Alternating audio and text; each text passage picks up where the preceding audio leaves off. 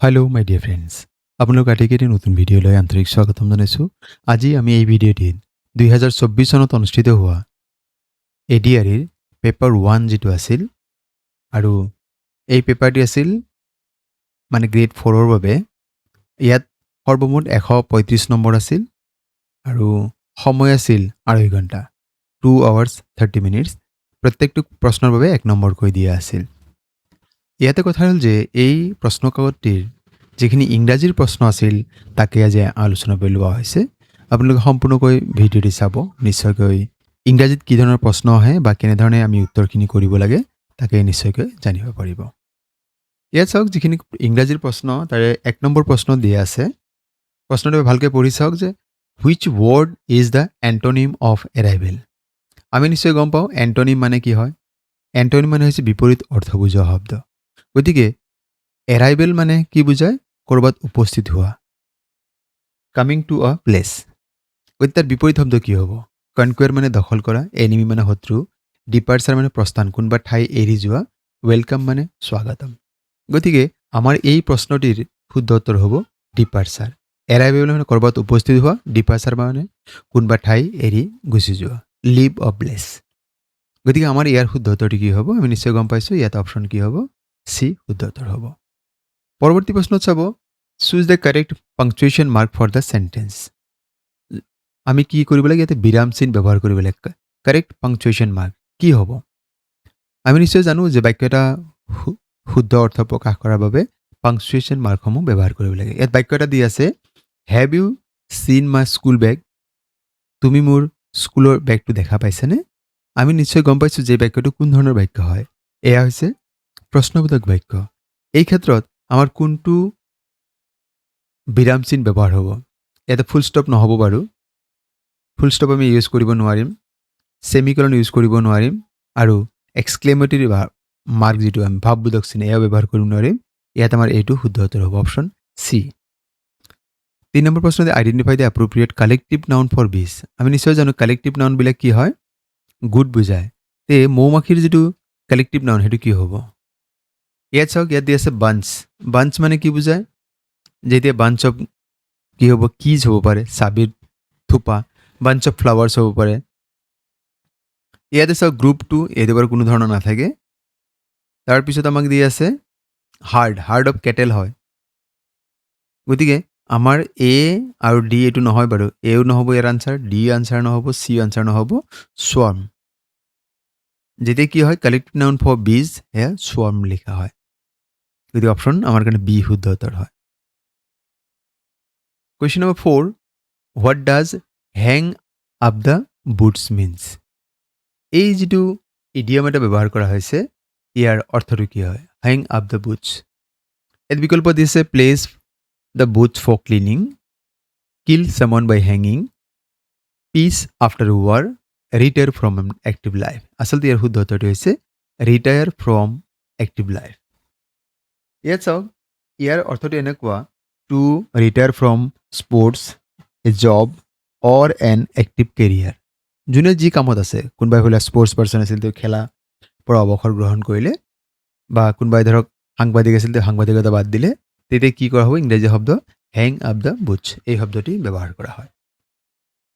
Question number 5, identify the synonym of accurate. Accurate যিটো শব্দ আছে তাৰ চিননিমটো কি হ'ব?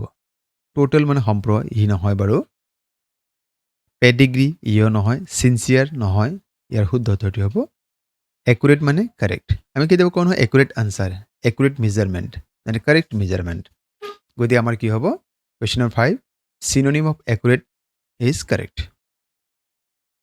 Question number 6, what is the correct spelling of annual day list? Annual day list যিটো আছে তাৰ কাৰণে শুদ্ধ বানান কোনটো হ'ব? এনুৱেল ডে লিষ্ট বুলি ক'লে সাধাৰণতে আমি কিহক বুজায়? কেলেণ্ডাৰ। কেলেণ্ডাৰ বুজালে কি বুজায়? আ লিষ্ট দেট শ্ব'জ the days, weeks and months of a particular year. আৰু আমি কেলেণ্ডাৰৰ পৰা কি পাওঁ? It also we get information about holidays. গতিকে সেই কেলেণ্ডাৰ শব্দটোৰ স্পেলিং কি হ'ব? ইয়াত চাওক, CALENDAR, কেলেণ্ডাৰ। তাৰমানে অপশ্যন বি আমাক যিটো দিয়া আছে সেয়া শুদ্ধ উত্তৰ। আকৌ মন কৰিব, CALENDAR। বাকীকেইটা নিশ্চয় আপুনি গম পাইছে। এইটো আপোনাৰ অপশ্যন এ যদি দি আছে এয়া ভুল, অপশ্যন চি এয়া আৰু ভুল, অপশ্যন ডি এয়াও ভুল হয়। তাৰমানে অপশ্যন আমাৰ কাৰণে যিটো বি দি আছে ক্যালেন্ডাৰ এয়া শুদ্ধ উত্তৰ হয়। পৰৱৰ্তী প্ৰশ্ন question number 7 fill in the blanks. Yasmin dash on paying the bills for the whole group. ইয়াত কি হ'ব requested, promised, suggested and insisted. এই চাৰিটা বিকল্প দি আছে, এই চাৰিটা বিকল্পৰ কোনটো হ'ব? Yasmin dash on paying the bills for the whole group. এটা কথা মন কৰিব যে খালী ঠাইৰ পিছত চাওক আপুনি ভালকৈ যদি মন কৰিছে ইয়াত কি লিখা আছে on. ৰিকুৱেষ্টেড অন কেতিয়াও নহয়, প্ৰমিছড অন কেতিয়াও নহয়, ছাজেষ্টেডৰ লগত অন নহয়। ইয়াৰ কেৱল মাত্ৰ কি হয় ইনচিষ্ট শব্দৰ লগত কি হয় অন বুজায়। ইনচিষ্ট অন শব্দৰ অৰ্থ হৈছে to demand something forceful or say formally that something must happen. To demand a specific thing এইটো বুজাবৰ কাৰণে কি হয় ইনচিষ্ট অন ব্যৱহাৰ কৰা হয়। গতিকে ইয়াতে কি হ'ব Yasmin insisted on paying the bill for the whole group. Question number 8 আমাক দিয়া আছে which word in the following list is a verb. ইয়াত কোনটো ভাৰ্ব হয়? ভাৰ্ব মানে একশ্যন ৱৰ্ড, কিবা কাম কৰা বা হোৱা বুজাব। চাওক ইয়াতে কি আছে ব্লেক, ব্লেকটো কি নহয় ভাৰ্ব নহয়, ব্লেক এটা কি হয় এডজেক্টিভ হয়। ফাষ্টাৰ ইও মানে কম্পাৰেটিভ ডিগ্ৰী হয়, ফাৰ্ষ্ট শব্দৰ কম্পাৰেটিভ ডিগ্ৰী ফাষ্টাৰ। হিউমেন ইও এটা এডজেক্টিভ হয়। তাৰমানে আমাৰ ইয়াত দিয়া B C D black faster human এইকেইটা কি হয় আমাৰ এডজেক্টিভ হয়, এইকেইটা ভাৰ্ব নহয়। তাৰমানে কেৱল মাত্ৰ আমাৰ কি আছে ৰান, ৰান। আৰু ভাৰ্ব শব্দবিলাকৰ কি থাকে তাৰ পাষ্ট ফৰ্ম থাকে, তাৰ পাষ্ট পাৰ্টিচিপল ফৰ্ম থাকে। গতিকে ৰান শব্দৰ ইয়াৰ পাষ্ট ফৰ্ম হৈছে ৰেন আৰু পাষ্ট পাৰ্টিচিপল হৈছে ৰান, ৰান ৰেন ৰান। গতিকে আমাক পৰীক্ষা যদি তেনেকৈ দিয়া থাকিব ভাৰ্ব ওলাব দিছে, গতিকে আমি যিকেইটা ভাৰ্ব নহয় সেইকেইটা প্ৰথমতে বাছি ল'লোঁ আৰু শুদ্ধ উত্তৰটি আমি ইয়াতে পাই গ'লোঁ। কুৱেশ্যন নম্বৰ 9 চাব ইয়াতে কি দিয়া আছে which single word would mean the same as underline portion. ইয়াতে এই যে আণ্ডাৰলাইন কৰা আছে এইখিনি নিচিনাকৈ কোনটো শব্দ একে কথাকে বুজাইছে? এটা বাক্যটো পঢ়ি চাওঁ। The vaccine made the person resistance to infection from COVID-19 virus. ভেকচিনে কি কৰিছিল মানুহজনক যিটো তেওঁ COVID-19 পৰা ভাইৰাছৰ পৰা সংক্ৰমণ হোৱাৰ কথা আছিল তাৰ পৰা বাধা দিছিল। গতিকে সেইটো কোনটো বস্তু বুজাব? এটা শব্দত কোনটোত প্ৰকাশ কৰিব পাৰি? মেডিচিন নহয় বাৰু, ডক্টৰ ইয়াও নহয়, হেল্ডি এইটোও নহয়, ইমিউনি ইমিউনি মানে বুজায় আচলতে আমাৰ ৰোগ প্ৰতিৰোধ ক্ষমতা। তাৰমানে আমাৰ অপশ্যন এ যিটো দিয়া আছে এয়া হৈছে শুদ্ধ উত্তৰ। ৰেচিষ্টেঞ্চ টু ইনফেকশ্যন ইয়াৰ এটা শব্দত প্ৰকাশ কৰিলে আমি এই ইমিউনি শব্দটো বাছি ল'ব লাগিব। তাৰমানে অপশ্যন আমাৰ কাৰণে এই শুদ্ধ উত্তৰ হয়। Question number 10 identify the preposition in. ইয়াতে কোনটো প্ৰিপজিশ্যন হয় সেইটো আমি বাছি উলিয়াব লাগে।